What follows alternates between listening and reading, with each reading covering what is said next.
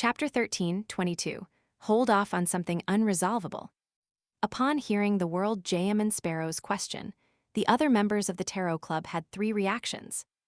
Who is that? I seem to have heard of him. He's one of the four kings.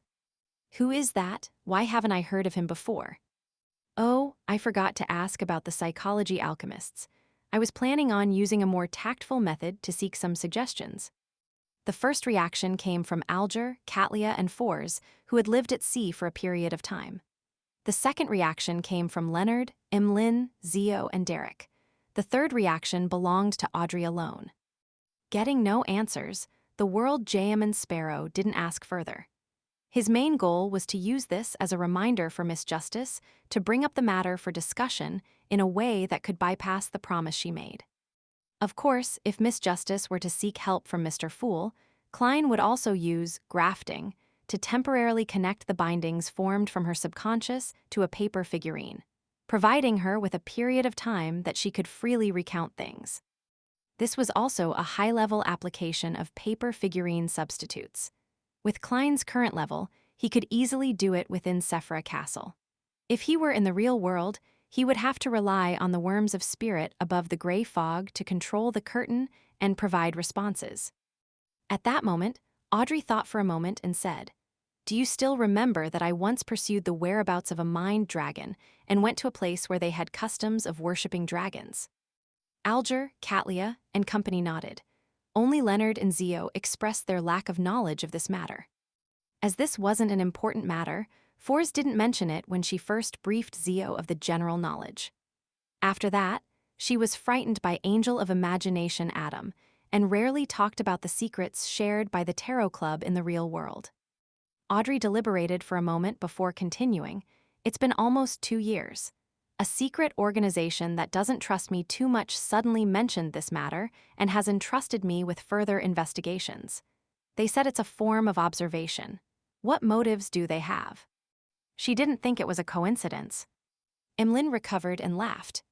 This should be a test.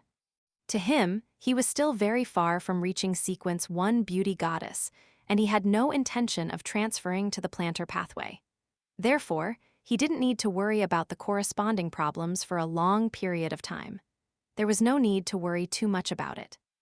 Emlyn's ability to say the word test shows how much he has improved.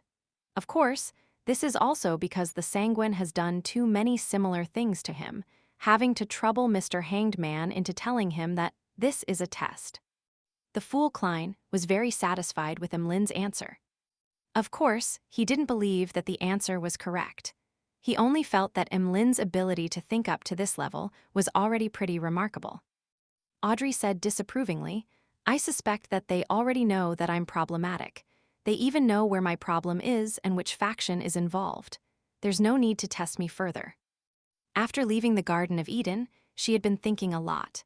She remembered that Mr. World had once said that the Twilight Hermit Order wanted a war that would sweep the entire world. Based on the current situation, this goal has been achieved in the past year. In other words, the Twilight Hermit Order, or Angel of Imagination, Adam must have used this opportunity to gain quite a number of benefits and experience the corresponding growth. And before that, Mr. Fool informed them that Adam was ever closer to the level of a deity. Combining all this information, Audrey had a preliminary judgment that Angel of Imagination Adam had a high chance of already reaching the divine throne and becoming a Sequence 0 visionary. Even if he wasn't there yet, he wasn't too far. If such a deity who wielded the mind domain cast his gaze over, Audrey didn't believe that her secret could be hidden. At present, she could only console herself that the leader of the Twilight Hermit Order, the mastermind behind the psychology alchemists, wouldn't place too much importance on a Sequence 4 manipulator. On the one hand, she had made all sorts of preparations to deal with the possible accidents. Perhaps that organization is trying to figure how many members we have in the Tarot Club and what their identities are. Emlyn replied with a smile as he continued on his train of thought. Audrey thought for a moment and nodded. That possibility can't be ruled out. As she said this, she shot a glance at the end of the long, mottled table and realized that Mr. Fool was only listening to her leisurely without giving her the correct answer. This made her feel a lot more at ease. At the same time, she silently decided that she had to be more careful. She had to be able to resolve problems herself, having already reached Sequence 4. In any Orthodox church or secret organization, Sequence 4 was the strongest person in control of an area. At this moment, Alger, who had heard their conversation, proposed a brand new possibility. If that secret organization really doesn't trust you, then it might be an excuse for them to do an observation. Their main goal is to cooperate with us, the Tarot Club, and Mr. Fool. He didn't know why Miss Justice didn't mention the psychology alchemists directly. All he could do was carefully go along with her. This is equivalent to me becoming an ambassador of the Tarot Club to the psychology alchemists. Audrey nodded slightly and said, "That's also possible." Then what should I do next? Alger thought for a moment and said, "Stall for time." Good idea. Fours and Emlyn both expressed their agreement. After Alger gave the overall strategy, he added in detail, "Try to stall for time and find excuses not to go until the final moment.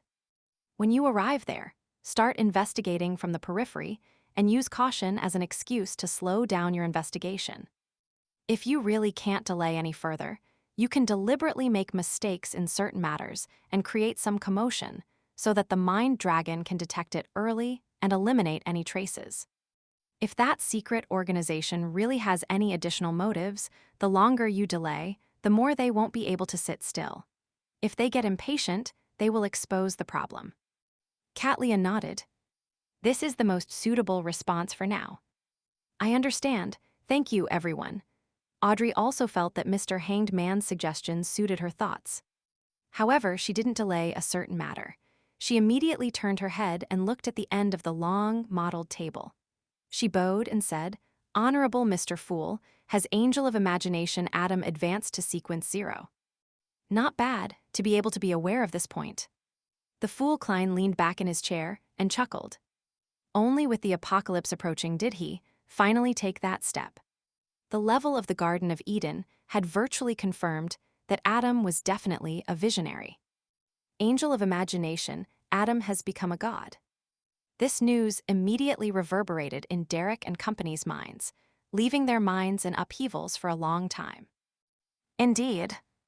Audrey pursed her lips and expressed her gratitude before asking, "What kind of payment do I need to make for this answer?" The Fool Klein surveyed the area and said with a smile, "There's no need. It's a reminder." After this topic ended, because most of the Tarot Club members were still immersed in the impact of Adam becoming a true god, no one spoke for a moment. After a few seconds, Derek looked around and probed. The City of Silver has already plowed the surrounding fields and planted wheat and other crops, but the harvest will still take some time. I wish to know what we can do to earn gold pounds and purchase resources. After the initial aid, the Church of the Sea God and the government of the Rorstad Archipelago stopped providing free aid. After all, their financial strength was rather limited. In this situation, the City of Silver and Moon City each sold a batch of Beyonder characteristics and monster hides in exchange for a large amount of funds that could be used to purchase various resources. However, with the entrance to the Forsaken Land of the Gods closed, they were unable to replenish Beyonder characteristics and monster hides. It was also impossible for the City of Silver and Moon City to give up their military strength either, selling large amounts of combat resources and wasting the opportunity of nurturing their descendants. Therefore, once all the gold pounds, gold, and jewelry were used up, they would undoubtedly fall into a predicament. For this reason, the six-member council had been troubled over how to earn gold pounds from the outside world and how to establish a stable financial system. This was a little beyond their capabilities. The Beyonder characteristics that the City of Silver and Moon City had previously sold were mainly purchased by the Church of the Sea God and the Rorstad Archipelago government. They were used to establish official Beyonder factions under them. After all, the number of Beyonders needed to cause damage, and the number of Beyonders needed to stabilize an area was on completely different levels. In addition, the entire Rorstad Archipelago only had Sea God Calvatua and the demigod Cardinal of the Church of the Lord of Storms. This was slightly insufficient for a new government, especially since the Church of Storms and the Church of Sea God weren't allies.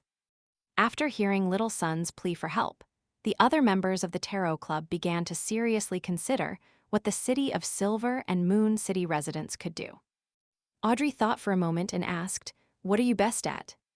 "Combat," Derek replied without any hesitation. Alger nodded slightly when he heard that. Although the World War has ended, law and order hasn't been restored in the colonies of the southern continent. It's still very chaotic there, and small-scale wars occur from time to time. You can try to form 2 to 3 mercenary teams and be hired by any faction. Private military contractors. Klein gave an even more modern name to the suggestion. This is a good idea. Derek's eyes lit up when he heard that. Alger asked again, "Combat is a survival instinct. Other than this, do you still have anything you want to do?" Derek replied in embarrassment. Many people wish to be chefs and brewers, as well as hope to work at candy factories.